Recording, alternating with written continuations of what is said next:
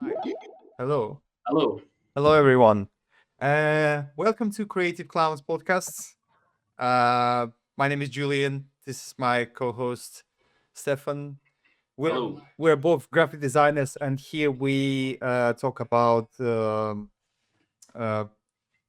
graphic design, visual culture, and all weird visual stuff around us. Um, just a small disclaimer: you will hear plenty of broken English from me, so you've been warned. Right, Stefan? How are you? I'm not too bad, mate. Not too bad. It's been fun days yesterday. Yeah. Today was pretty poor for the weather. But that's sort of what you get in the UK, I guess. Yeah, we Especially live in UK. Yeah. with it being a bank holiday weekend, it has to rain on the parade, as you say. Um, so I spent a lot of it inside, as is my natural habitat. What about yourself? How you doing? I'm good. Well, yeah, guys. Yesterday we went to some very, I would say, unique events. We went Mm. to Kingdom Wrestling. Uh, Yes. Basically, they are making wrestling in a church. Yes, you heard it right. Yeah. And um, it was very interesting. I never seen something like that. I highly recommend if you live somewhere in the Yorkshire region, you need to come to Shipley and see it yourself. Uh, I Yeah, know they're also touring. I think Sheffield might be the next Sheffield. Yeah, event as well. yeah, Yeah, they go around Yorkshire. yeah. And I would say that there was yesterday. I would say about 200 people, so it was almost full, Yeah. which is like super cool for such a indie event. And the funniest thing is that I find out about this place through one of the like YouTubers, Varlamov, who is like a Russian like a journalist, and he making like a weekly like news digest. And this is where I heard it. I was like, what? Like wrestling Shipley? Like, hey, this is where I live. So yeah, it was very interesting. So um, Kinder Wrestling guys, like thumbs up. Uh, you're very cool. Thank Yeah, thank you for that. absolutely. So where should we start? Um, I think we should start with the redesigned logo of Portuguese government body because it took a outlash. And me personally, by the way, you need to understand that the topics what we talk here, we kind of like, me and Steph say, hey, what we're gonna talk about, but we don't know our opinions. So I don't know his opinion, and I'm standing with the people, with the nation. I think it's a wrong approach, and I'm more than happy to show why it's a wrong approach. So okay. Let me put it there. So it happened previous year, and pretty respectable um, graphic designer in Portugal um, made a redesign. So I don't know if you can see the screen. Everything's fine. yeah, yeah, we see it. Yeah. So it cost 74,000 euros for the taxpayers to do it. And by the way, the name of the guy who created the project is, if I'm correct, um, I'm sorry, I forgot his name, but it will be on a link will be on the description. You can Yeah, find we'll link it. and see it. Basically, there is the whole like they show like how you can use it on different materials in different cases. So yeah, it's in terms of deliver, absolutely fine. But in terms of what we have in the end, I think it's wrong, and I understand. For example, the fun fact: one of the politicians compare compare the new logo with the flag of Italy, a fried egg in the middle of it. So, Steph, what do you think? Come on. Um. So first of all, how much was the logo? If you had that, The what was whole the figure? the whole redesign, as I understood, it's not just a logo. It's like they basically just made the identity. It Sure. Yeah. How much costs was? taxpayers 74,000, which is like well, maybe Oh not yeah. cheap, but it's not that mad. Trust me. Maybe we'll talk Yeah. That's later about some like in Russia when they literally just remove M, like slightly redesign M, and there was like millions. So yeah. yeah. That was the first thing I was going to say. Is that it's not an expensive. Um. Well, obviously, anything that sort of costs the taxpayer, people will always say, "Oh, that's always too expensive." But I don't think it's an outrageous price to. This is a rebrand for what, Portugal, like the whole government.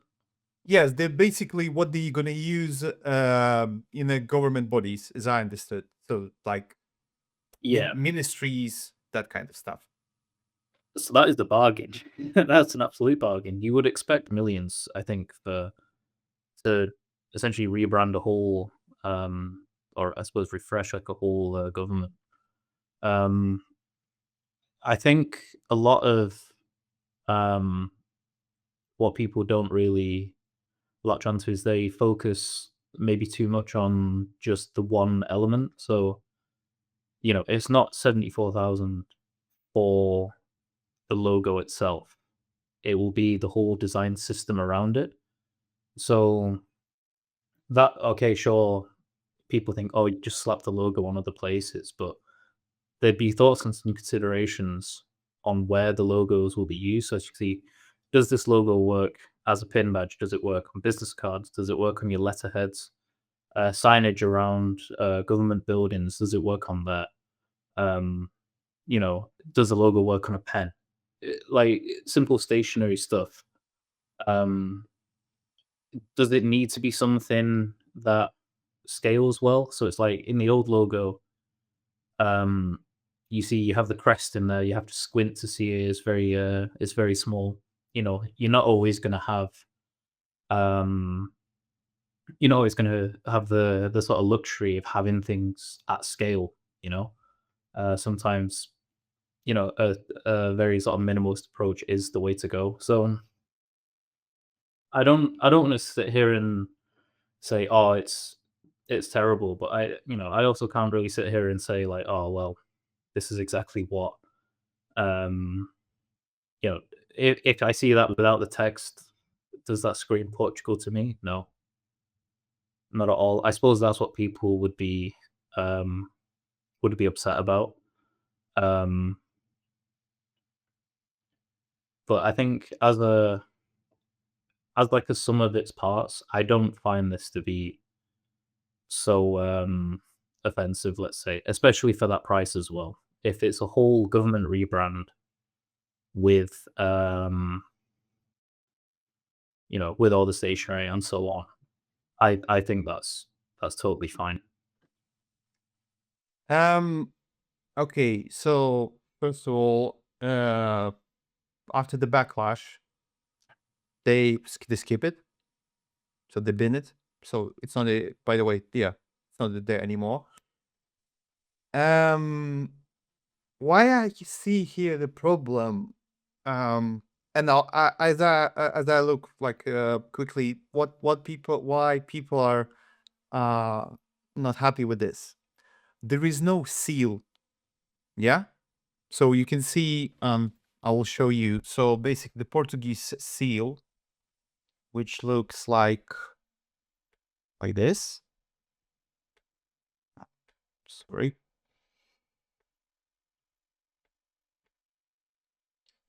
No, sorry. Stefan, while I'm talking, maybe you can find the newest version of it, because I want to deconstruct it. By the way, Yeah, the just seal of Portugal. yeah. By the way, you will in this podcast you will hear a lot of words like deconstruction, postmodernism. You know why? Because we live in a postmodern cultural paradigm, and the main You're looking for the coat of arms. Sorry. yeah, and the main thing of uh, um, postmodernism is deconstruct everything. Thank you. So we are deconstructing it. So this is the modern coat of arms of Portugal, yeah. And people saying it's not there, and they complaining. Uh, why do you think, Stefan, they complaining? Well, people obviously get attached to the people get attached to the symbolism. I'll put them both side by side. Yeah, thank you. I think it's an important part of the identity. Exactly. But I also see the case. What I was trying to explain before is that if you shrink this down enough, it doesn't work. So if you shrink this down to like here, it's just what, a yellow dot with a bit of red in it. You can see it in this Yeah. logo. Yeah. Unless you're looking at it closely, you can't really see it. So part of that design challenge would be, how can we still represent Portugal on something as small as, a lapel pin, or written on the side of a pen, or things like that. Okay. Probably we're jumping forward, but for example, if we're talking about design of sport logos in America, especially NHL, big ice hockey fan, Latvian team, but yeah, okay.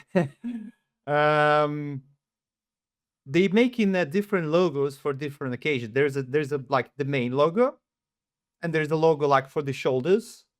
So they're not just creating one logo. There's basically a series for different cases. It's normal, you know. So I think that there might be some similar approach, you know. Well, this is what I was going to mention with saying that there's a design system. So, as you say, in a lot of cases, especially now with like web and app design as well, you have to. It's not enough just to create one logo anymore. Yes. Or very rarely you'll have one logo, especially if you have something like this where you have an icon and then you have a word mark. If the space you're trying to squeeze into doesn't allow for a word mark, can the icon itself function properly? If you have like a government app, let's say, obviously you can't have a landscape, long, thin logo there. You have to revert to just the icon alone. Is that do you know if any of this was developed like that? Do you have examples of it? For this. For this, yeah. Well, Or was it just the one? Okay, I'll send you the link on WhatsApp so you can have a look.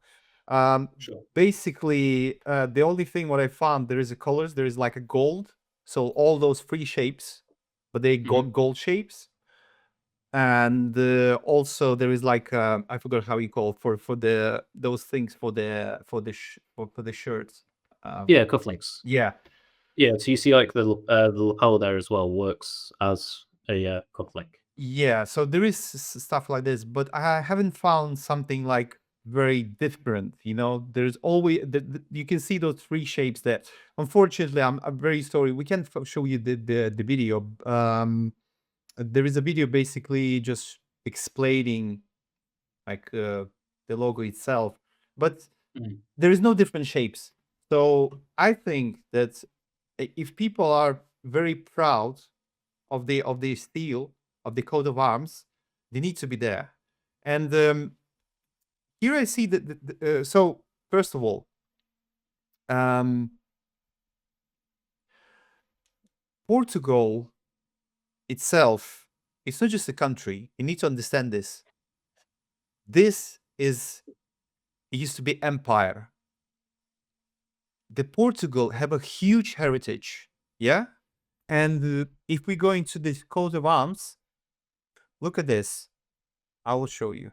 I So see. I think I'll screenshot this and send it in. So they have an animation of deconstructing the logo, deconstructing the Portugal, the coat of arms, and just reducing that to the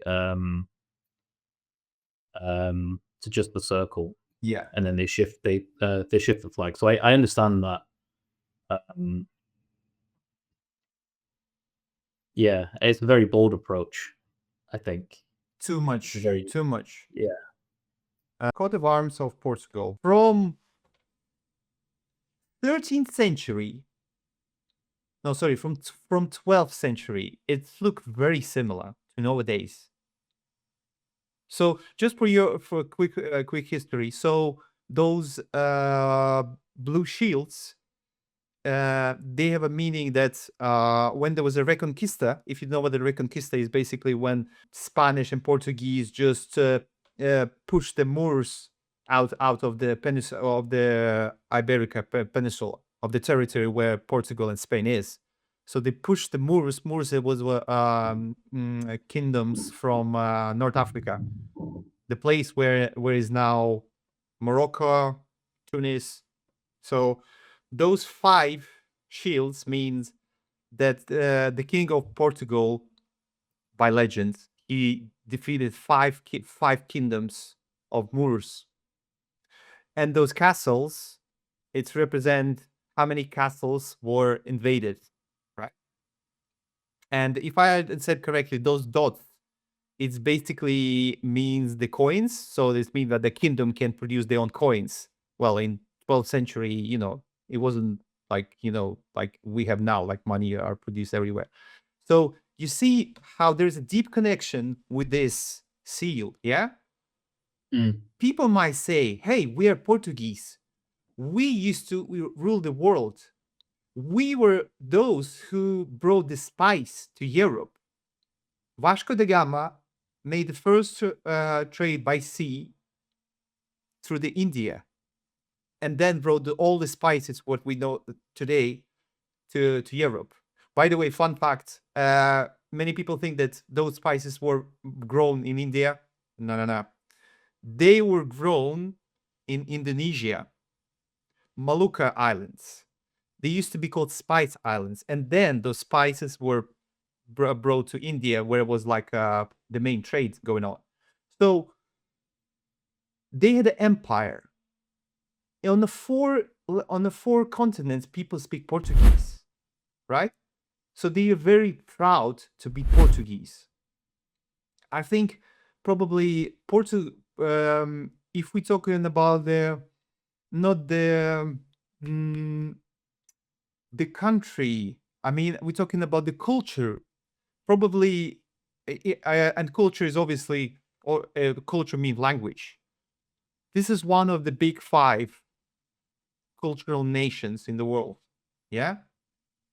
So now you understand. So if this something happened, I will not say any country because people will get offended. But some country which get independence 20 years ago and they made this rebrand, probably people will be like, okay, fine, But since they have a very big history, this is why people are so angry about it. They have pride, and in the end of the day, they are the clients, not the government. Yes, I understand the government made this, but since we know in democratic countries, the people rule the country, the normal people, and I think this is why they're angry. And to be honest, like I said, no offense to the designer, he's Portuguese, but I'm surprised that he never like thought that way.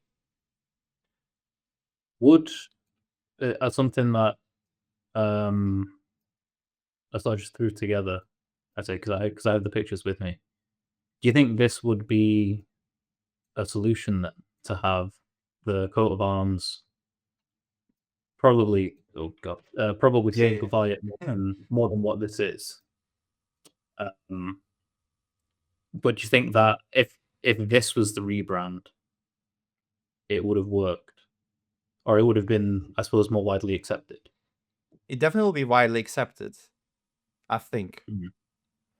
Because like I show you, yeah, from 12th century, it was very like, there were the same elements. Imagine that. It's crazy.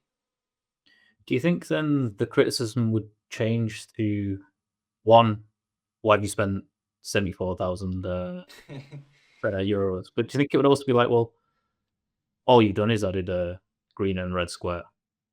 First of all, I think Why would we need to do this? You know, do you think people would still find something to go?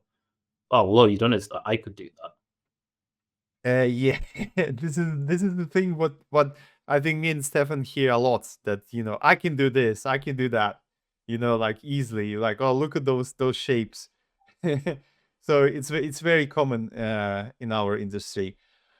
Um, I mean, But I think it's definitely like the extended sort of system around it is that's a lot of what is being paid for. Because bear in mind as well, this is also is that a custom? They have a custom typeface as well, right? Just looking through the website, it looks like they have a custom typeface, yes, so that costs. Yeah, okay, and you can see it used on stationery. It's used in one color. It's used on like business cards. Um, there's some fancy mock-ups. Prime Minister's got it in gold, which probably might not be a good look. Yeah, it's cufflinks and stuff. So yeah, you can see it's used as a system. Uh, yeah, it's a tricky one because if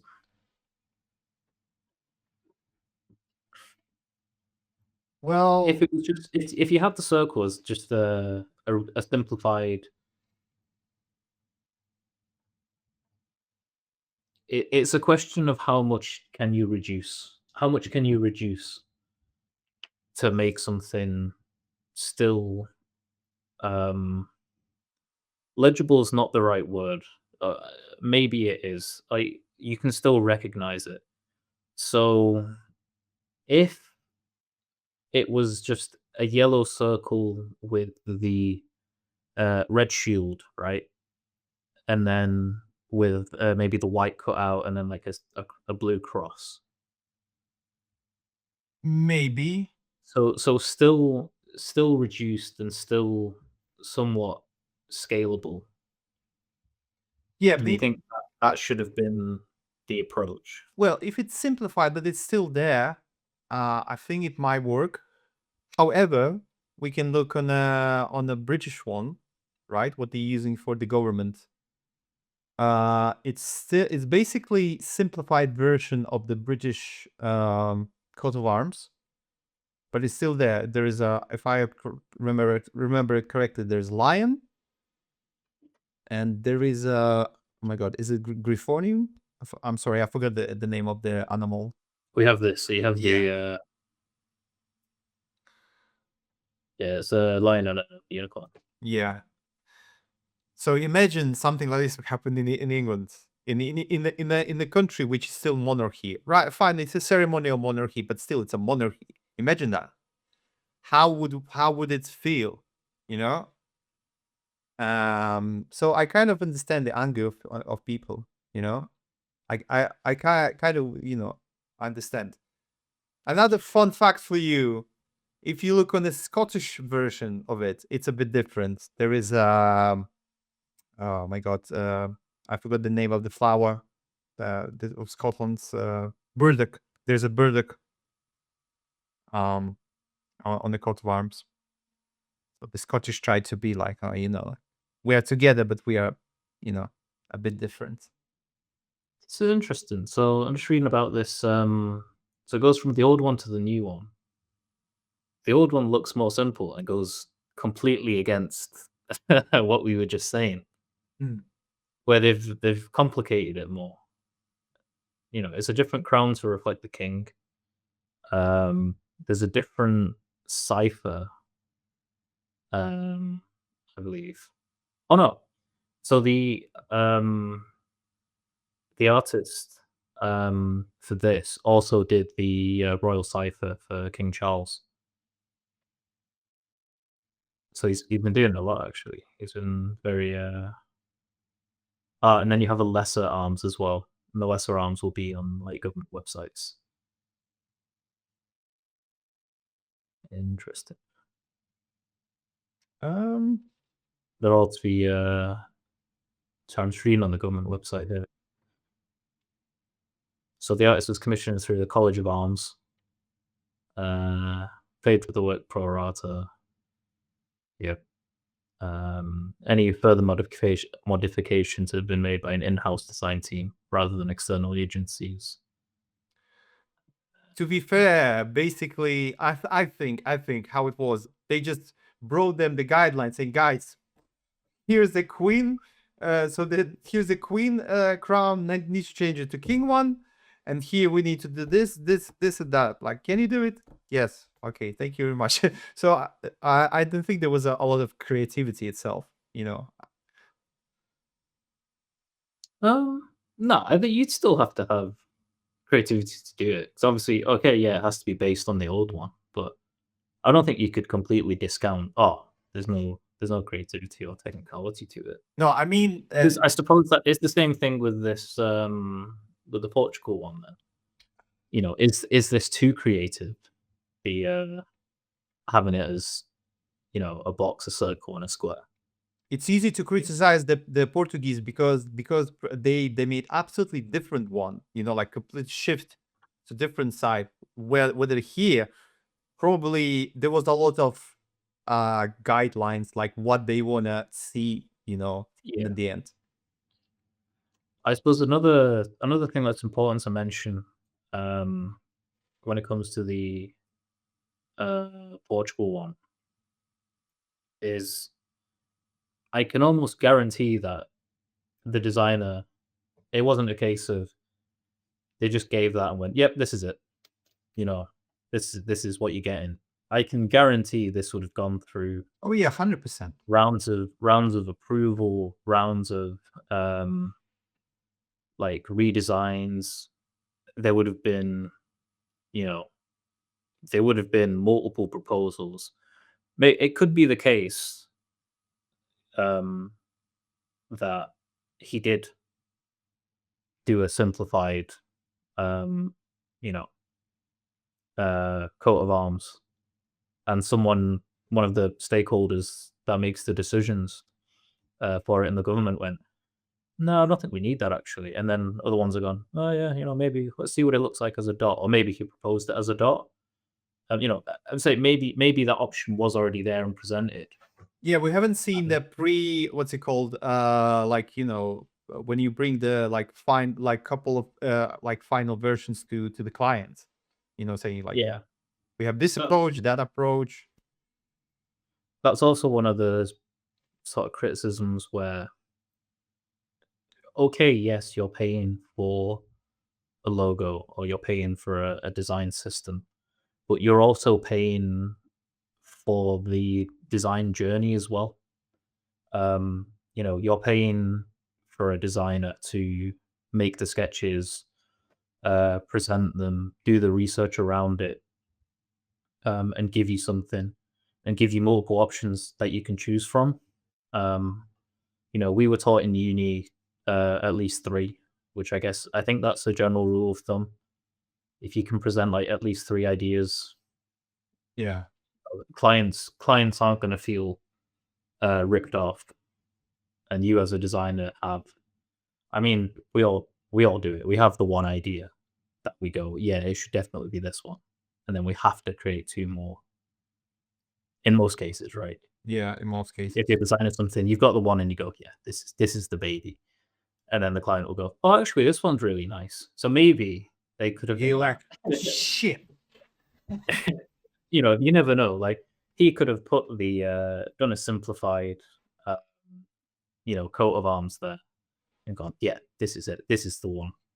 And then someone in a meeting has gone, I like that circle one. I think we should go with that. And he's gone, oh, okay.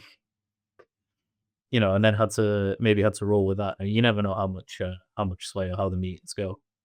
Um, yeah, but that's another case of why I was surprised at the price being so cheap, because it's like Yeah, not it's not expensive. People will also say, "Oh, it's like costs so much to make like a free shapes, like what kids can do." But I it's not think, it. I can guarantee you it. He didn't just sit there, yeah, draw 3 shapes, and go, there you go. yeah. Enough Paint me about out. this, you know. Yeah. By the way, just for a record, like Eduardo Iris, if I'm saying it right, we're really respectful with what you did, because you just show that like the whole, like Stefan said, journey what you did. Um, Probably it's impossible, but uh, if for some reason you see this video, uh, and yeah, probably you're not gonna do it. Yeah, we would like to speak with you on Yep. the It'd be podcast. interesting to have a chat. Yeah, Because but what's it like rebranding a government? What's it like trying to distill centuries worth of history into a graphic element that people can, people are expected to then relate to, in the future? And like, okay, of course they reverted it. I suppose what's the lessons from that? I think that'd be quite an interesting conversation. uh, I think Eduardo will not come because after so much backlash, probably he just want to forget it. I think that's what I think. But if I'm wrong, like Mr. Iris will be more than happy to speak with you. I think it's one of them. Move on and get to the next one, right? He have a studios, he have some other cool projects, so yeah. Oh well, yeah, there you go. What what more do you want? I think it might be worth revisiting then. We'll find some of his work, and break down different designs, maybe more recent things he's done. Because Yeah, then his website is pretty nice as well. So I think that'd be cool to do. I think we gonna talk now the biggest topic of today video, of today episode. I think we're gonna have a. I feel that we're gonna have a good debate.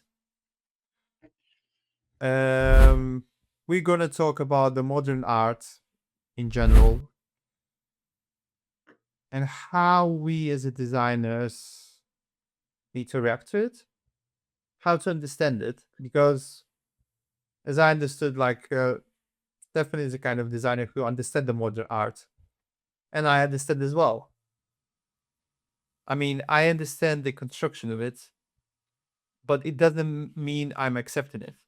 And I believe there's a lot of people who have say similar feelings. And let's talk with the anecdotes. Let's begin with the anecdotes, because I think it's very fits in our discussion. So for those who don't know, this is the Kazimir Malevich painting Black Square. And I want to start with an anecdote which says the evil tongue says that Malevich painting was stolen many times, but the guards always managed to pay the new Black Square overnight. So you can did you understand the anecdote by the way? Did I Yeah, it makes sense. So it's make sense? Okay. it's so simple that anyone can do it. Yeah, yeah. For those who don't know, the Kazimir Malevich, one of the greatest painters of 20th century. He was drawing in a suprematism style, but we don't gonna talk about this now because it's very big topic. What we gonna talk about today? We gonna talk about 1 second. We gonna talk about this. So this is the painting of Maurizio Cattelan. This is the Italian painter.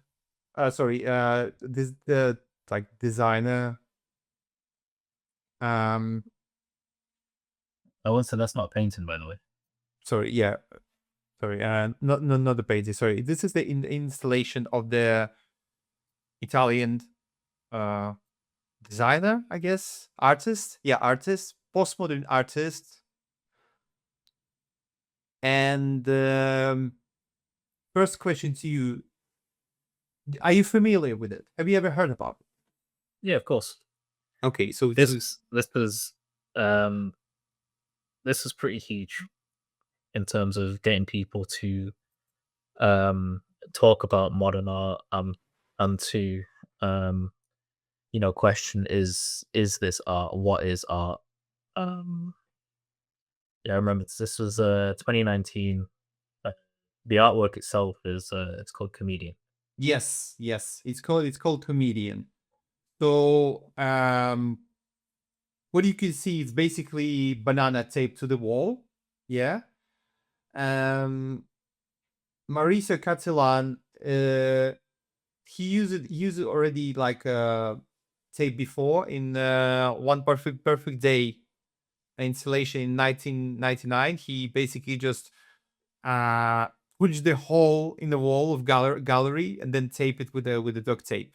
Yeah.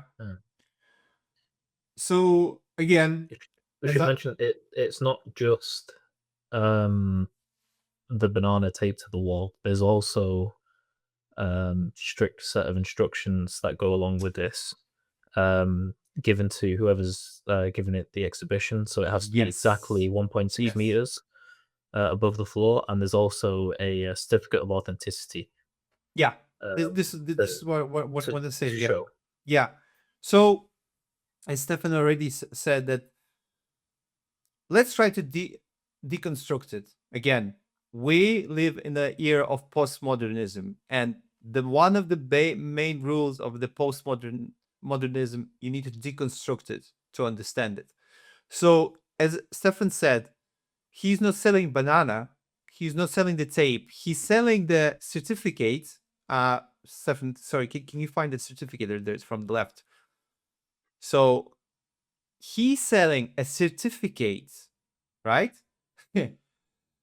That you allowed in your gallery to tape banana to the wall.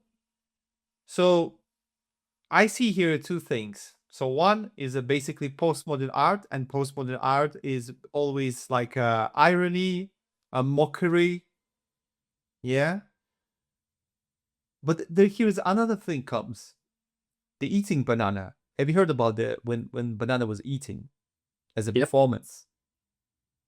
Yeah. So there was two cases when the banana was eaten. One, it was eaten by I'm sorry if I forgot the I think David Datuna. Yeah, David Datuna. Yeah. Yeah, he's like a art gallerist, artist, and the second guy who ate it, it was some Chinese crypto millionaire, and it was reported. We don't know is it true or not, but he bought it and ate the banana. So he paid 6.2 million.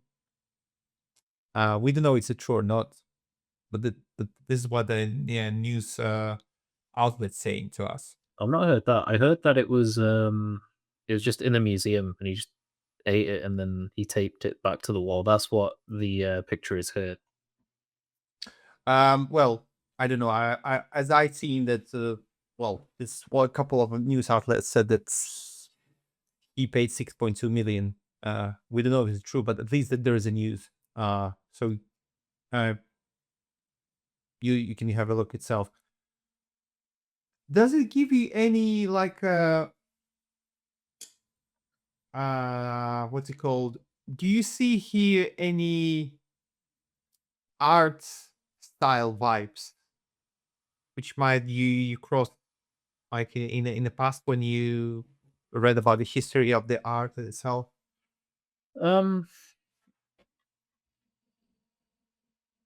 well, yeah, maybe brutalist, maybe it's certainly surrealist. Um, it really depends on how much you can sort of break it down because people will look at it and just go, "Well, that's just a banana taped to a wall, in it." If you wanted to, you can say, "Oh, well, actually, a banana is, it's a symbol of trade. You have banana republics, um, that sort of thing. You've got the banana wars, um, where bananas were such a hot commodity. They were. Forgive me if I'm wrong, but I'm sure there were battles over this, over controlling like banana trades. So you can say, well, maybe that's why it's banana and not like an apple. Um, I'm not sure if that's where you sort of want in my mind to shift to, but I can't think of a specific art movement besides just saying, oh, generally it's surrealist to tape a banana to the wall and call it art. For me, it's more Dadaism because that Dadaism is all like always used to be about absurdism. If I absurd, Absurdism, yeah, yeah, yeah, yeah. yeah. So it's about absurdism, yeah, and mockery. The thing is that Mauritius himself, he never explained what it mean, you know. But what you did, you just highlighted the problem, my problem, and many people problem. What does it really mean? Because this is my problem with modern art and performance art in general. Because you can put plenty of different meanings. Because I remember when I was in college, they said, "Oh, like when you look in on the like image, like each one will see his own thing." But this is my problem. There is no clear message, and this is what I don't like, and this is in general why I don't like the performance art. Yeah. That's the point. The point is there's no clear message. Does there have to be if you apply a clear message, is that when art turns more into design? I, If you look at something and it has to be interpreted in one specific way, is that the transition from a piece of artwork a to a piece of design? Maybe not. If you see a portrait, it's there usually to convey what someone would have looked like in the past. It would have been commissioned for that one purpose. I don't think you'd say a portrait is design. You'd say that it's also artwork. Um, so I guess the thing of, well, how many layers of abstraction does there need to be? I think um, bringing this back to like the Portugal rebrand, you've got two boxes and a circle, and that's it. Does that scream Portugal? What does that mean? well, at least in the Portugal thing, we have references, colors. We have a clear, we have a like sequence of colors. We have a colors.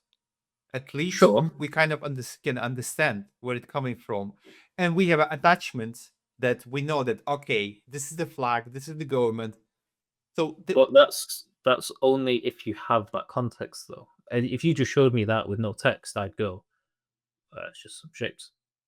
In the same way that if I look at this, I go, oh, that's just a banana taped to a wall, you know? So it's because we've been given the meaning behind it.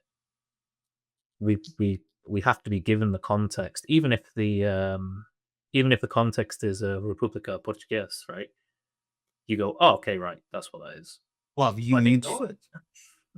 well, No, that's the thing. If I saw that, if I just saw the icon and not the text that goes with it, I wouldn't have a clue. Absolutely wouldn't have a clue. But the thing is that we know the country of Portugal. We you can say that, oh, like someone will not understand it, but it literally made for people who live in Portugal, and here's attachment, and you know it for sure. And No, sure, but if you presented those shapes in red, white, and blue, and just placed them there, just showed someone. If you show someone in the UK, they might go, "Oh, right, is that supposed to represent the United Kingdom?" If you show an American, do they go, "Oh, well, that's clearly the US." If you show, someone from the Netherlands, do they see the Netherlands represented in that? You know what I mean? If you yeah, just but see, if you're relying on just three colors alone, if you show a Frenchman, are they going to go, "Oh, well, that's obviously France." at least listen, but at least there is something. There's a like a direction here. Well, you see, how I see Marisa Cattelan is a very very good troll, right? He's Yeah, well, the he's piece, the trolling. piece is medium. The reason why we speak with you this and we say like, I'm saying that, okay, I don't get it. I mean, no, I understand, but my problem is that there is no clear message. He is like, that's what he tried to do, because people will start to speak about it. But I think in the end of the day, uh for him, the main thing was a reaction, you know Yeah. not defining the meaning. And I kind of understand, yeah, Dadaism, in general, all the postmodern art is about it, the irony, the mockery, Mm. you know? But the reaction almost becomes the work in itself. That's where the value is. It's the fact that you have people, even now, years later, going, "Oh, what is this?" And let's break it down. You know, that's this what we're engaging in now is still an extension of the piece. The fact that people can just go up to it and eat it is a whole part of it. Um, I think that's where the sort of perceived value is. Or I suppose, does it need to have value? Yeah. If Does it's it not value, it's not becoming art, from my perspective, because the the art is something what you value. The art of, like, ah, but is this monetary value, or is this like emotional value? Because they're two very different things. With performance art, well, performance art specifically, because I know we're gonna move on to this. You can't own performance art. In the same way that if you commission a painting, you have a painting. yes. If you commission um, a piece of performance art, you don't have you can't keep that. It's ephemeral. Yeah, The it's same way that ephemeral, this exactly. this this exhibition is ephemeral, which The is the point of it. The It exhibition itself is ephemeral, but the gesture is not, because people are keep talking about it. exactly, and is that not valuable?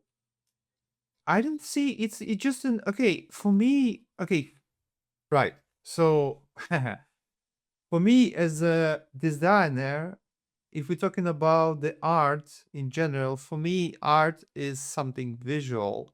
Of course, we can say that there's art of hammering the nails. There's art of like lying. You know, everything can be art. But if we're Mhm. talking about the art in a, I would say, classic way, there should be a form, yeah. And I can guarantee I'm not alone in this field. There's a form, and the form producing something. If there is no form, for me it's just a noise. There is because there is nothing, like I didn't see. I mean, I understand it, and we will go like later. I will explain how I came to this explanation, but without like without a piece of paper, like say that this what the performer artist is doing now. I can't. I don't understand, because this is we talk here. We're going to the field of a value of art, because Mhm.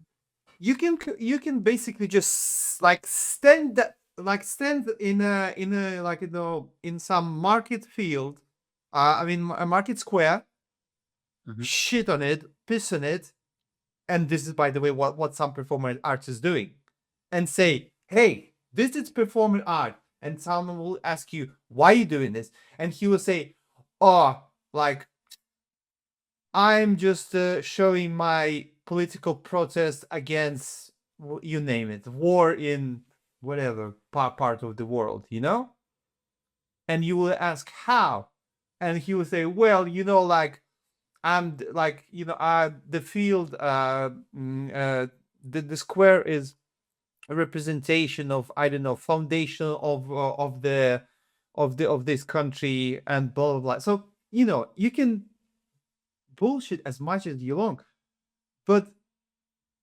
when you did this, is it really art? I don't see it as art. Does it make sense what I just said? Sorry, I mean maybe my English is not the best. It's not the best, but yeah. Yeah, I think it's more for you. There needs to be like a clearer message. But if the message is, "Oh, there's a war wherever," and if you shit on the floor and people go, "Oh, this person shot on the floor, but they were doing it because of this reason," the message has been carried over. But this message only if the performer artist told you. Sure, that's true. But if that's, I think if I was to do that, I'd probably have a sign with me or something that would say, "I'm doing this for these people," just so it's a bit clearer. Um, But without a piece of paper, you don't know. This is my problem with the performance art. Without a piece of paper, you would not know it. This is and this is like how you can call yourself an artist, because it's not tangible.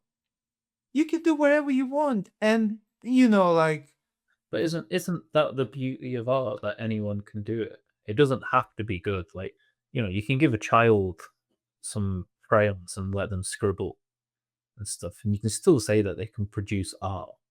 You might not sit there and go, "Oh, this deserves to be in a gallery," or "This should be sold for however much," but if people want to express themselves creatively, whether it be through performance, whether it be through dance, whether it be through singing, of course, um, I would still sort of say that that creative expression is still artwork. You don't have to like it, of course.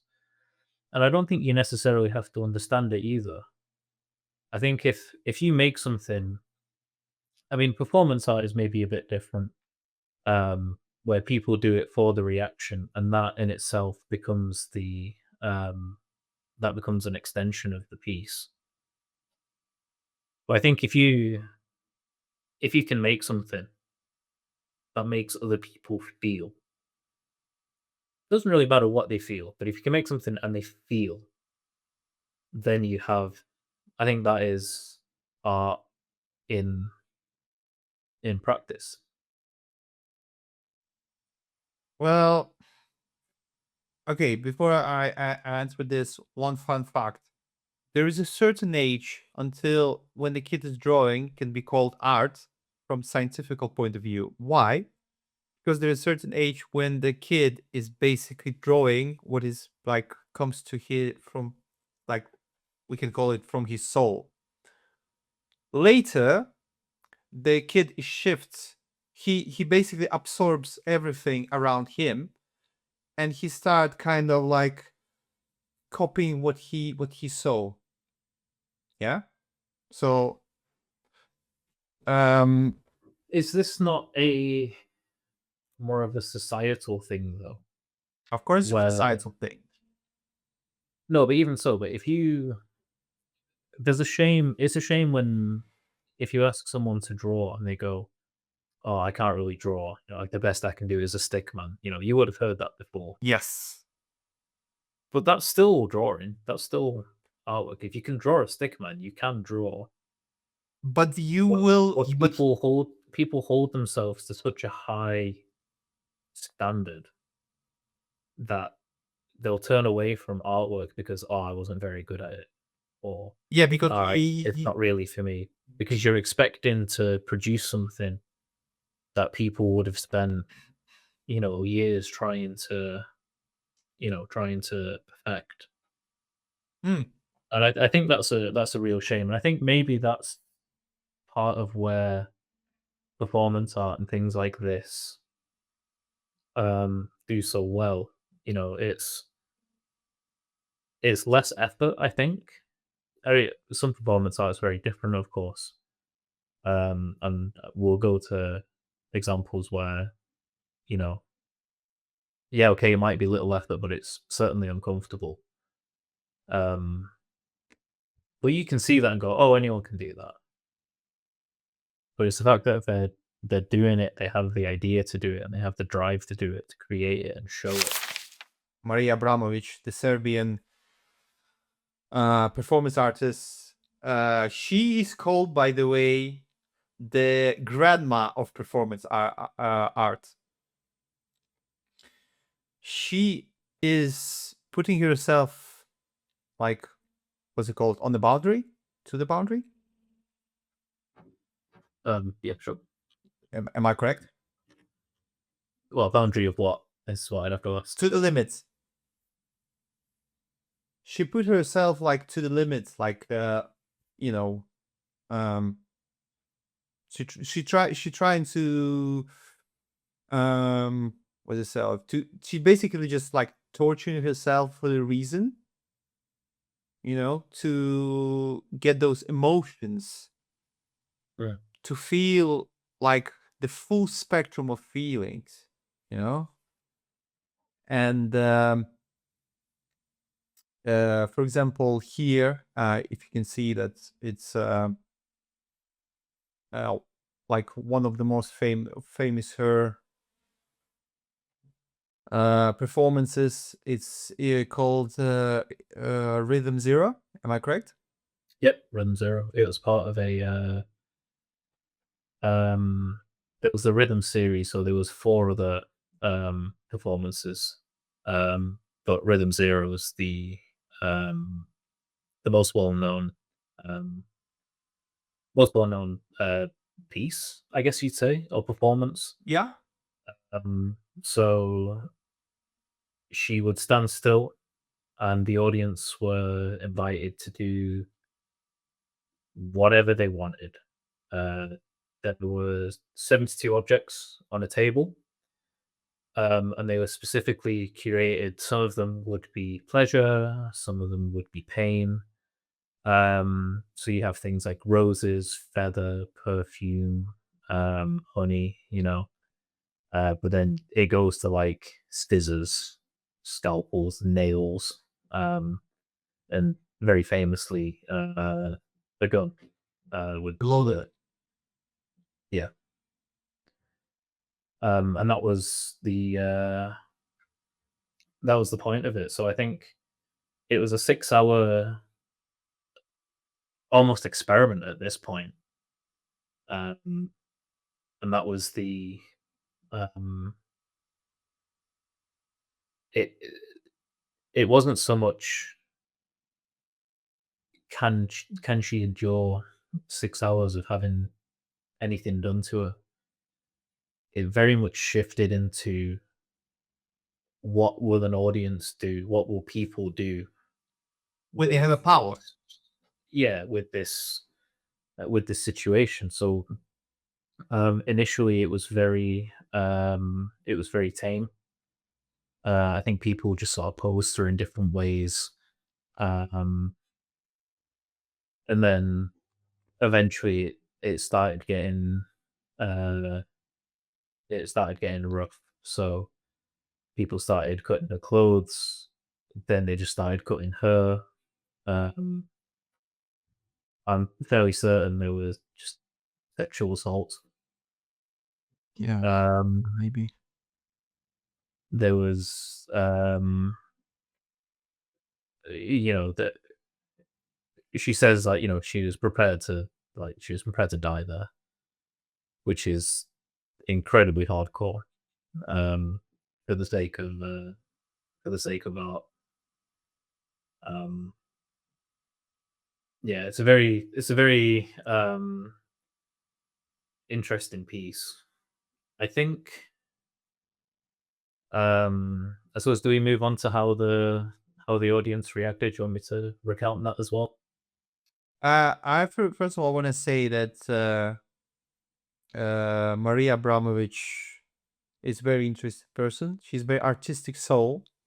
Just very quick fun fact about her.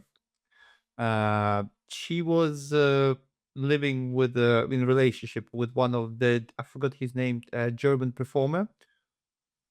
And after a couple of years, they realized that it's not doing well. You know, they can't be together. So what they did, they fly to China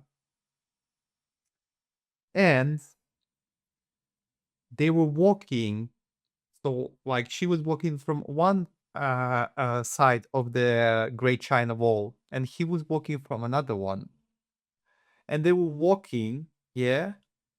And when they uh uh join, when they like met in the middle point, they say goodbye to each other, and this is where they split. Mm. What a beautiful romantic story, to split with someone, to fly to another part of the world to do it. Yeah, Maria Abramović is a amazing person. And probably this is very, for me, it's very rare case where I kind of, I wouldn't say I like what she doing, but I understand what she doing, what she trying to reach. You know, I understand. It kind of understandable. Some of what she doing is, well, a bit questionable with the blood, and but that's the whole point of performing artists. They love to use blood, feces, urine. I don't know. It's for me it's gross, But But that is the point. That it's this sort of visceral reaction that they're looking for.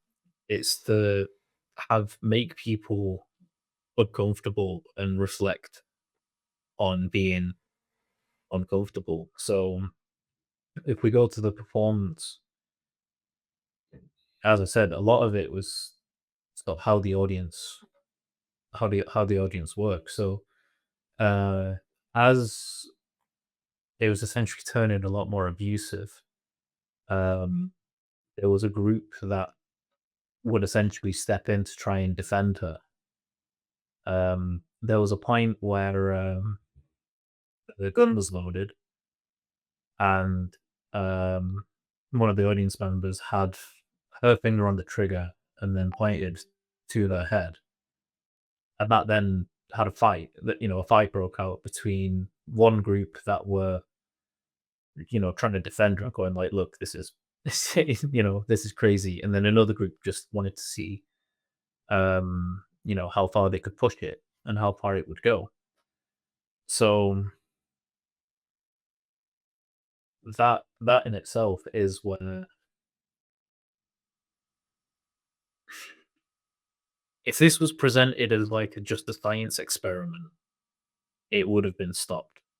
I'm fairly certain it would have been stopped. There would have been checks in place where people go, nah, this can't continue. This needs to be um, you know, this needs to be halted. but because it's performance art, that boundary is erased almost. It was sort of allowed to be a lot further than what it really probably should have been. And I think that's essentially the power of that piece. Because it very well could have been she would have stood there for 6 hours and someone would have sort of made her do this, and that was it. you know, and we wouldn't be talking about it today. But it was the fact that the audience and the audience's reaction to it was, how far can we go with this?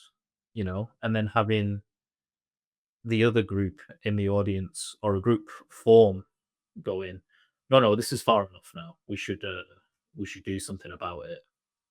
That's where the performance is.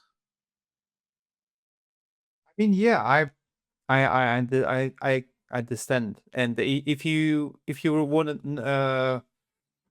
want to know what how people start to act when they get the power, read about Stanford prison experiment.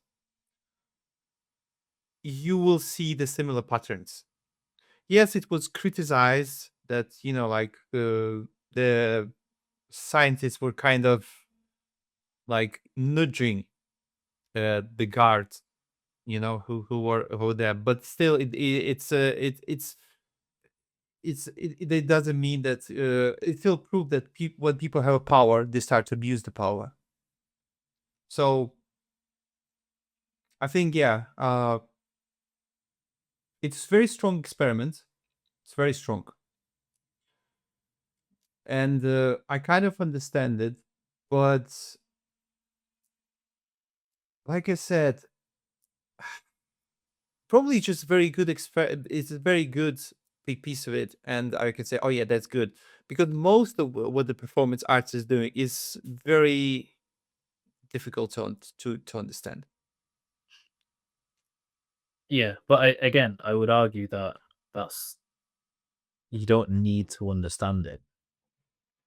It's there for the reaction. I think because it depends on how far um you look at the Italian futurists in the 1900s. They would just have noise concerts, you know, and it's like you can sit there and go, "Oh, why? Why would you do that?" It's like, well, because they can. Does it have to be so structured? You look at Hugo Ball and Emmy. I can't remember her name without looking it up. But in 1916 they had That isn't, yeah. yeah, that's how it is, and that's Cafe Volta. Yes. Again, was sort of a hotbed of um, you know, sort of experimental. Like you look at it and you go, "Ah, it's weird. It's weird stuff." Um, I think I can show on here Bauhaus. Um, we as designers know Bauhaus as as a design movement of very sort of minimalist and obviously very famous design school. Um, but Bauhaus also they had specific performance classes. Um, and so I can show some images of that where it was widely recognized as you'll be doing performance, and you assign meaning to it. It was taught as a tangible thing. It was taught. Um, beyond Bauhaus, you've got the Black Mountain College. Um, Extension of the Bauhaus, yeah. yeah, you have Mhm. again the name escapes me. I think it's Merce Cunningham. I think is the name. He had a concept of I'll keep this image up for now, but he had a concept of like what is dance and how can you deconstruct dance in the same way that The Bauhaus or as well as performance art deconstructs what is art. What is that? Is walking? Can walking be dancing? Can standing be dancing? It sort of moves to like the method. Is that the artwork? You look at Jackson Pollock, right? It's dripping paint onto a canvas, but it's the process becomes the artwork, not the. I suppose the final thing as well is artwork, but it's the knowledge of how it was made that's where we sort of find the value, and I guess in a way that we as designers can relate to that as well. When you're presented with a like a conceptual design, and you look at it and you go, "Oh, what is that?" And then someone goes, "Oh, actually, this shape is actually I don't know. This typography was taken from a notebook that we found in the venue. Um, and if we use this typography, we scanned it in and then use these forms to create this shape and that shape. That in itself is almost like the performance part of it. That's all the rationale that you have to piece together to uh, turn into the final thing. Um, or even something a lot simpler. There's a I'll bring it up. Uh, there is a font by uh, Andrei uh, Azov called Sriracha. So it's a font made by taking a bottle of Sriracha and just drawing letters with it, and then scanning it in, take a picture of it, vectorize in it. So on its own, you might look at that and go, "Oh, okay, yeah, the font's all right." Maybe I'd use that, maybe I wouldn't. Um, but the point is the process behind it of, oh well, yeah, this was made by me squirting sriracha from a bottle to make the letter forms. That's what makes it interesting. That's what That's what, make interesting for you. But here's the thing about design. Design doesn't care. No, no. For design, the main thing is the results, not the, like you said before, the process. It's art. Well, it's maybe interesting for you and a couple other peoples, but for design, the main thing is the result. And here, I think this is why we're coming from different world. We are designers, and this is art. And I personally separate. This is like a two different uh paradigm. It's purchase, yeah. they might be sometimes like like come close, but it's still like they are separate. This is how I see it. Yeah, well, you're right. We were always sort of we were told that design is art with a purpose, which yeah, kind of true, kind of not. I still think you can have purpose through art, as well. And you can design something and it sort of turn into nonsense almost. It becomes art. Um, The thing is that we are designers, we can use art to create something because our main purpose is to send a message, and message need to be clear. When the message is not clear, it's not design, it's becoming piece of art. And you can put something from art.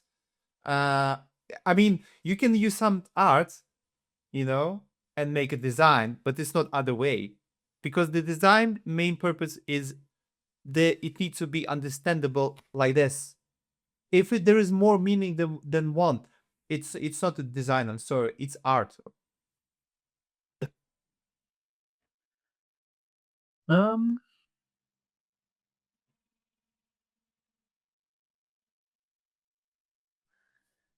I disagree. I don't. I think he can. Um, design can be interpreted in many different ways. I No. put it is not necessarily the design itself that factors in how something is interpreted. So let's say, for example, right, super simple, we're hiring, please leave your CV here. You know, goes in your shop window. People walk past and go, "Oh, they're hiring. We can give them my CV." If you then take that and place that next to a bin, right? People will interpret that differently as to when it was in your shop window looking very neat.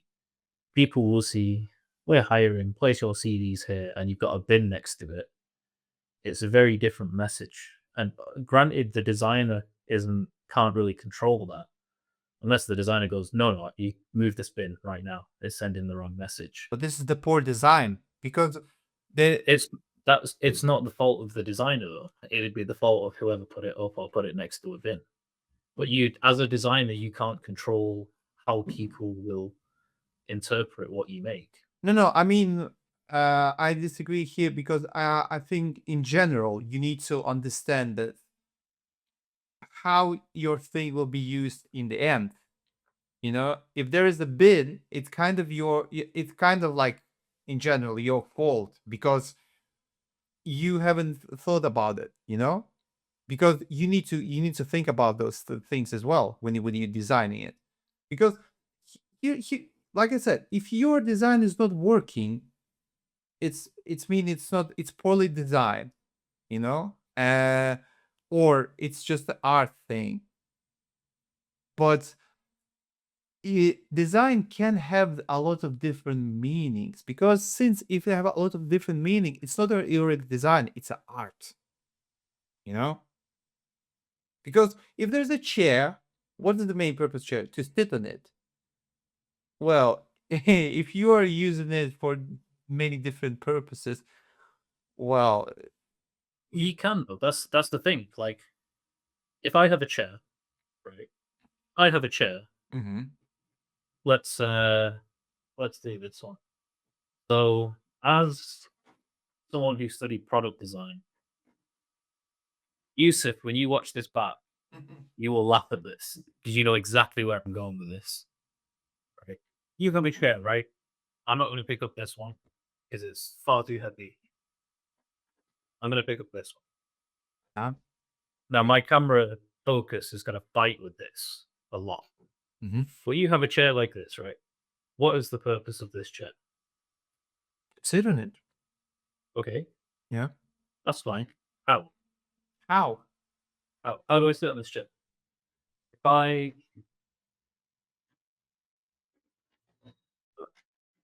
let me rearrange my phone.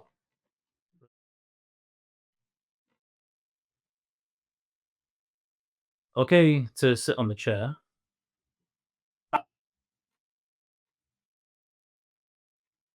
How do I sit on the chair? It's up to you how you sit on a chair, but the main purpose of it is to sit on it. It's Why? used for a sitting. You can sit. Why? Why? What do you mean? Why to sit or what? Why? You're not sitting with it. You're standing with it. Okay. You're not. So what if I need to reach something up here? It's different purpose. We are talking about the sitting. And No, you can, sure, but no, but here's the thing. This chair is designed to be sat on. yeah, Oh, yeah. I can stand on it. Is that wrong? Am I using the chair wrong? No, you're not that using it. Let me take the second chair. What I can do is I can put this chair onto this chair, right? Uh-huh. And this that. Yeah. Am I using it right? Are you using it for sitting down or you using it for something else? Well, the chair's been stuck. Is that okay? Can Yeah, I move but the main purpose, I came to you and said I want a chair which I will be able to sit on it, not to stand, not to stack, to sit on it. The main purpose of it. No, sure, you can sit on this. You can stand on it as well. No. I don't need to stand. I need just to sit. This is the main thing. I need to Right, a chair but to sit. you can sit on this chair. You can send if someone's coming at you, you can attack someone with it. You can use it as a weapon, right? You It's can not just something to be sat on. It's so much more than that. it's not about It's how you interact with it in the same way that if I have a poster and someone puts it somewhere that I don't intend, is this now artwork? Because I can do so much with it. yes, art. absolutely. It can be art, absolutely. But the main thing is, if you made a chair without without the what's it called the the place where you sit on it, and imagine if there is no like there is just a frame, yeah, Okay. and person can't sit on it. That means this is you failed the main thing. You failed the sit on it. Person can stack it. Person can stand on it. But if Is he, it still a chair? it's a chair, but the upper design was to sit on it. If you can sit on it, Is it? you've failed. Well, try to sit on try to sit on the chair without the frame. Well, not frame, without the what's it called? I don't know how you go, but without the surface. Simple, you know. Sure, but is it still a chair? Is it still a chair? Yeah, you can call it a chair, but it doesn't mean. But we're not talking about the chair itself. We're talking about the function of it. If the function failed, this is the poor design. So design. If I'm asking you, like, I don't know, like Stefan, okay, gun. Make me a gun. I need to, like, like, what is the main purpose of gun? To shoot the bullets. Sure. And you will say, okay, you can shoot the bullets, but you can hit with something else. No, yeah, you can. Of course you can. But but it's not a gun anymore. But does that then, in your eyes, turn because there are multiple interpretations of it? Does that then turn it into artwork? Because it's not. You can do multiple things with it. Well, anything can be art. This can be art. I don't know. This phone can be art. Anything can be art. But we're talking about the design and purpose of it. If I ask the pistol, which can shoot the bullets, it should shoot the bullets. If it's not shooting the bullets, it's badly designed. What you can do with this, you can hit someone with this, you can show it to someone as, I'm sorry, you can do whatever you want, but it's different purpose. You know? Sure, it may function differently, but is it still the same thing? No, it's not the gun, because it's not shooting the bullets. The gun should shoot the bullets. We have a strict definition of what the thing can do. If it's not doing, it's already like, Okay, so if I take this chair, right, yeah, and it's got a seat, yeah. but it just has nails, Mhm. just nails all the way through it, sticking up all around it. Is that still a chair? Yes, it's still a chair. But you can't really sit on it, though, can you? But did you design the chair to be a chair, or you designed the chair to sit on it? Do you have to sit on a chair? But what was the purpose of it? In the beginning, what was the Does that purpose? Now, like when you asking for something, there should be a purpose of it. There's the things which are required. should there be a purpose, though? This is what I'm trying to. This is what I'm trying to sort of pull out with you here. In that, Okay, not. should be a purpose. It's all about the art. Should be a purpose, because design. But even if you have, what I was trying to show you with the other chair, with this example, is that even if the main purpose is, oh, I should be able to sit on a chair, you know, there's so much more that it has to do, and so many different interpretations that it can take. So put it this way, right? The chairs at uni, or well, I'll put an example up of the I think most people can relate to these chairs because they were absolutely everywhere in schools. You probably sat on them. I certainly sat on them. If you go to if you show the Figma here, Oh yeah, of course. so these classroom chairs are designed in a way that what is the purpose of them? To sit on them, sure. Yeah. You know, you can sit on them, you can stack them together when you're putting them away. You know, they're lightweight, easy to move. So if a cleaner comes around and cleans the classroom, it's not like it's not like this chair I'm sat on here where it's difficult to move and shift out of the way. So okay, lightweight, so multiple purposes here. These chairs famously are only comfortable for about an hour.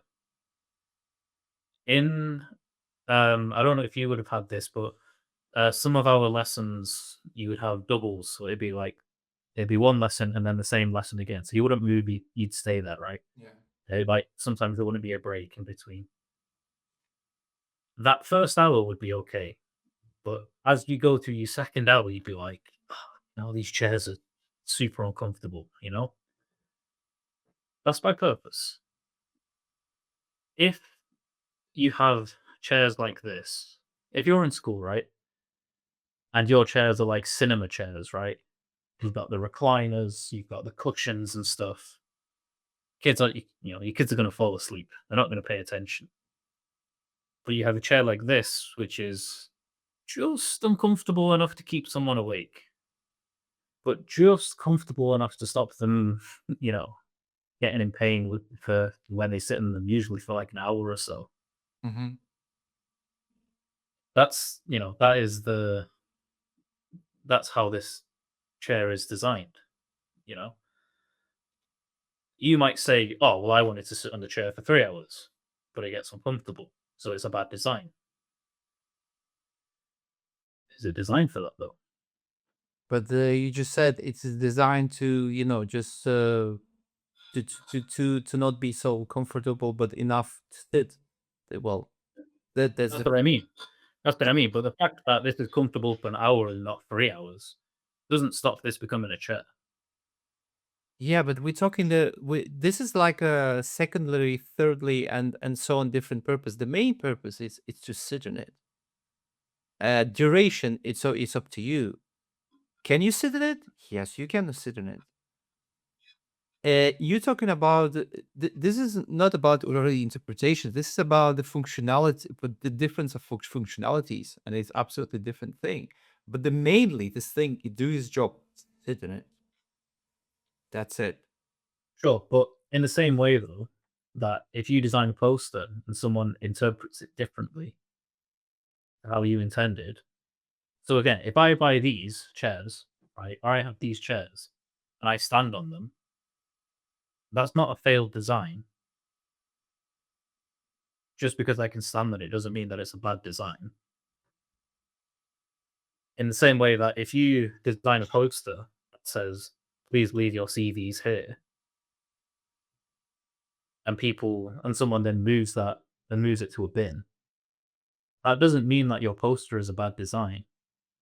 It's how it's been used in an unintentional way. And you as a designer have very little control on that. You know, I could hit someone with one of these chairs. I'm almost certain the designer did not intend for these to be used for hand-to-hand combat or like armed combat, right? But you can do it because just because I'm able to do that does not make it a bad design. Uh, like You, it's you, are you following with what yes, trying to say? yes, but you're missing one thing. The primary thing again about the chair. Can you sit in it? You need to ask first thing, yes or no. Can you sit? Yes, you can. Okay. The rest, So this, the rest yeah, is up to you. What you gonna do with this? yeah. So if we go back to the poster example again, you have a post that says, "Please leave your CVs here. We are looking for new staff." Yeah, Right? yeah. I said that if someone took that and moved it next to a bin, you were like, oh well, that's bad design. A designer needs to account for that. Yeah. Well, okay, we're talking about some very like specific. No, sure, but it's more of a reflection of Look, look. you can't Okay, okay, you okay, can't okay, control okay, how to. okay. No, no, no, no. You can. I will explain to you. It says, "Please, your leave CV here," and there's a bin. You're missing one thing. You give direction to do it. Please leave it here. Here, the bin. Leave it here. You know. So that's mean that like you give direction. People understood that you need to take a CV and place it here. Yeah. Okay. You can control this. Someone put the bin. You can't. But but the thing is that people understood that you need to take your CV and put it here. This is what it make design. Yes, people understood what to do with this, and this is what we talked before, like on previous podcast. That if people can understand what to do, if they can read the information and do what you like, what you want them to do, or if it's talking about information, if we're talking about if they couldn't understand the message, that's the problem. But if they can understand what they need to do, it's fine. But it's how they interpret the message, though. If they see, oh, please leave a CD here, um, it's still beyond the designer's control where that is placed.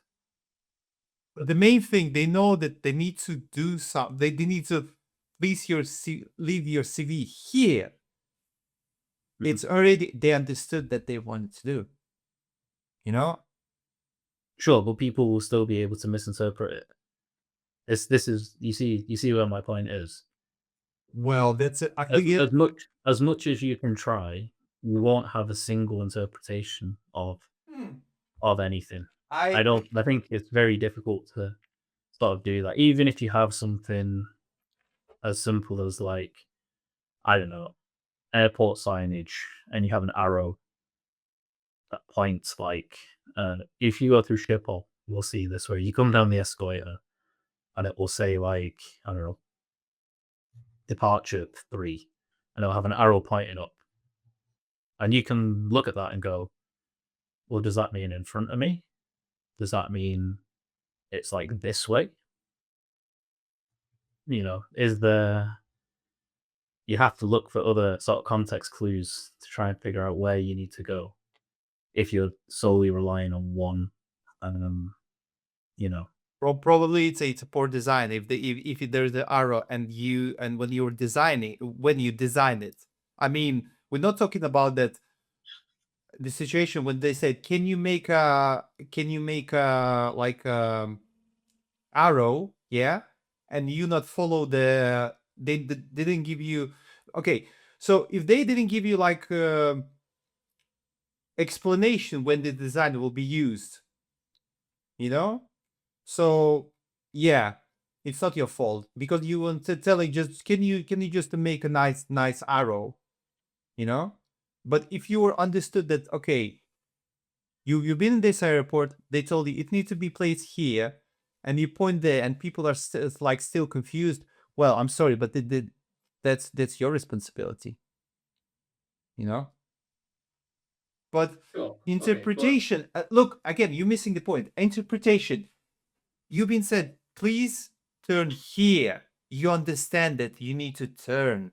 You see, where did you turn? It's a different question, but the main thing, you need to turn. Because if it'll be if it's an art thing, uh where you need to turn, here, well, you don't know, because it's a okay. So if I put it this way, if I released an artwork then okay. that was just white canvas, it just said turn, Mm-hmm.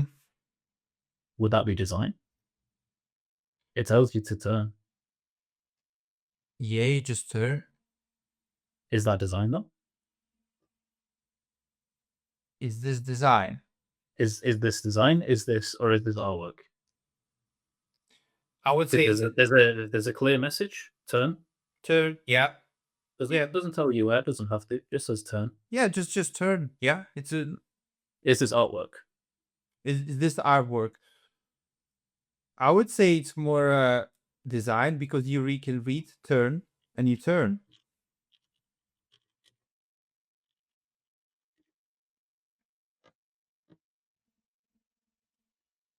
So Okay, that's interesting.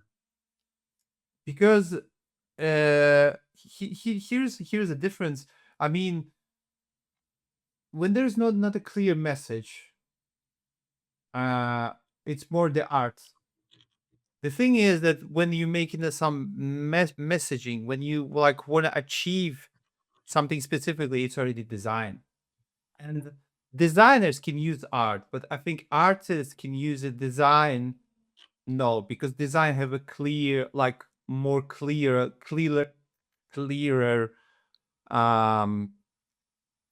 directions, guidelines, you know? Sure, you can find something like, saying, oh, like here you can do this. Yeah, surely you can, like, of course you can. But in most of cases in the world, arts and design, they are like, they live in a different politics. For those who you don't know, the Duchamp case, I forgot his first name. So you know about it. I didn't need to explain it deeply. Yeah, I know the chump. Yeah, but basically, one of the artists in the beginning of the 20th century decided to break the system. So there was a competition. So you need to be so you can there was like a requirement. No, how can I say? So there was like a competition between the artists, and in the requirement list it said we will accept any art. So Duchamp, he was like a part of the board who made such a competition. So he just bought. He didn't made it. He just bought this. What do you call this? Urinate? Urinal. Urinal. He bought the urinal. Put Armut, which as I understood mean the scum or something. Yeah. Send it. Yeah. Send it to the board of this art board, and the board rejected. And he said, "Well, now it's art." Because who and he rejected himself as well. So he basically just broke like a system. So art needs to be art without someone telling you this is the art. Yeah. But I'm sorry, for me, after 100 years, it's still difficult to understand. I don't know if what about you, but for me,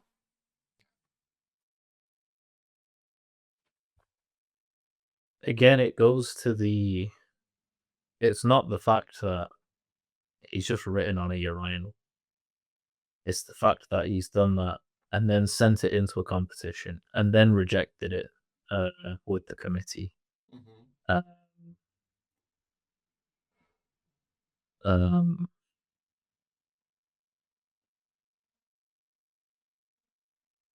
so I'm just reading through. It was not rejected by the committee. The society's rules stated that all works would be accepted from artists who paid the fee. yeah. It was never placed in the show area.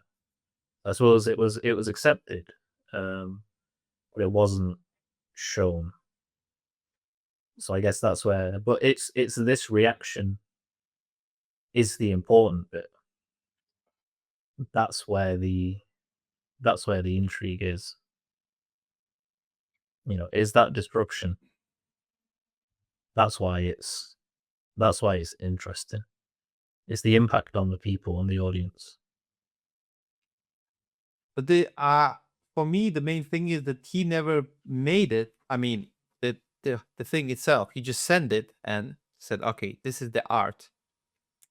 So I'm coming here because there is no effort. So I think that if there is art, there should be some efforts. If there is no any efforts to it, how it can be art? Because I can do this and say, this is art. You know? Boom! Shakalaka. This is art. And I'm calling this art. I'm claiming this is the art of clapping.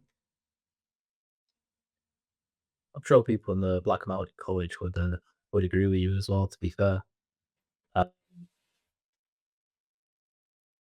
Yeah, well, we go back to painting a canvas completely black. Is that art? Why isn't it art? If it elicits a reaction, and if it's an expression of something, is that not what art is?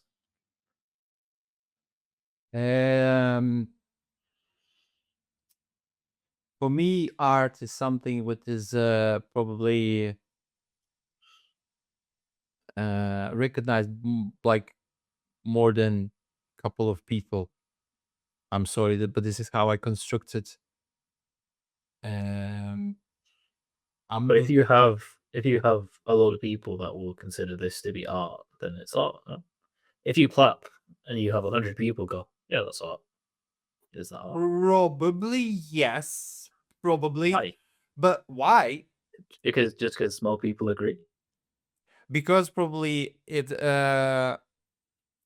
if there's opinion of not just because someone say, can you say this is art? Because when 100 people like so and say, oh wow, this is art. Because I think the art, is constructed in our mind when there is a pluralism of opinion about what you do. I personally think that Duchamp is just basically did what the Dadaists did, and other art groups. Well, the main here is Dadaism, because Dadaism is He was just part of the Dada movement. he was. He was, yeah. Well, yeah, he was. He was a cubist and he was a artist. Well, yeah. I'm sorry, Yes, you're absolutely right. He absolutely is involved in that. The Dadaism is just there was a mock of system. If you don't know about the Dadaism very quickly, it was just like a protest against the World War One, because it was originally brought in Switzerland, which was neutral, yeah, and it was like a protest. But it's not just about the protest. The protest here. The protest one thing. The second one, I think, is just a mock, just a laugh. So probably Duchamp made this and was like, haha, I just hacked the system. Okay, fine, you hacked the system, but can it be art? I'm not sure about it. Thank you very much for watching and listening to us. We're very grateful. So I want to ask you, please, can you put like, subscribe to us, and please put some comments. Because on next stream, if you have some questions, we definitely will raise it up. And yeah, thank you very much, and see you next time. Peace. Thanks for watching. See you in a bit.